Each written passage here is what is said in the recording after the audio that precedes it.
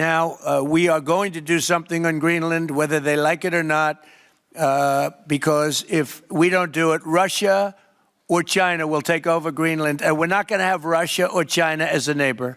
By the way, and NATO's got to understand that. I'm all for NATO. I saved NATO. If it weren't for me, you wouldn't have a NATO right now. But we're not going to allow Russia or China to occupy Greenland, and that's what's going to happen if we don't. Yeah, good to talk to you. Yeah. Please, come on in.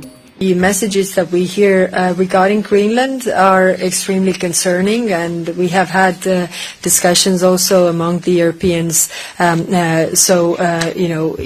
this is a real threat, and if it is, then what would be our response? So, as Denmark has been a good ally for United States, and all these statements are not really helping the stability of the world, I would say. The international law is very clear. We have to stick to it. It is clear that it is the only thing that protects smaller countries, and that's why it is in the interest of all of us, and we discussed this today as well, that we uphold the international law on all levels.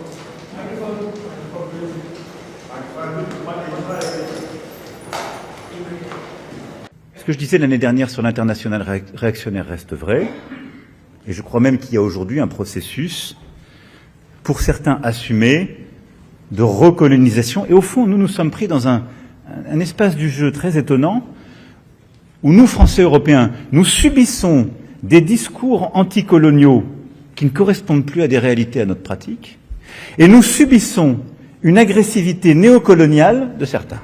S'agissant du Groenland, je ne veux pas là aussi me répéter, je me suis déjà exprimé sur ce sujet. Le président de la République lui-même s'y est rendu cet été.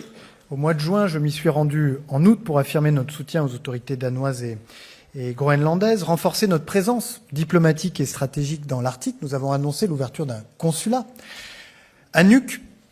Et comme l'a rappelé plus récemment la Première ministre danoise, le Groenland n'est pas à vendre. Il n'est pas à prendre. Nous ne sommes plus à l'époque où on pouvait acheter ou vendre la Louisiane.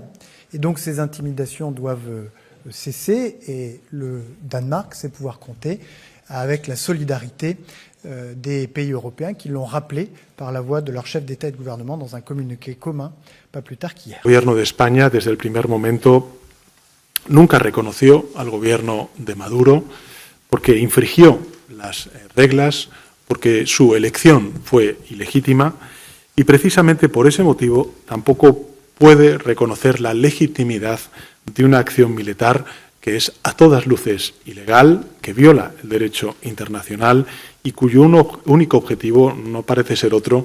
Though the majority of powerful European countries have denounced Trump's threats to take control of Greenland and have reminded the U.S. of the risk of breaking the NATO-U.S. bond, NATO also keeps in mind that to date, the U.S. has provided $66.9 billion in military assistance since Russia launched its full-scale invasion of Ukraine on February 24, 2022.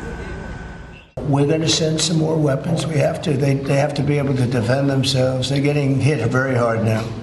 They're getting hit very hard. We're going to have to send more weapons. Your defensive weapons, primarily, but they're getting hit very, very hard. $350 billion and lots of equipment, and military equipment, and the right to fight on, and originally the right to fight. Look, Ukraine, I will say they're very brave and they're good soldiers, but without the United States and its money and its military equipment, this war would have been over in a very short period of time.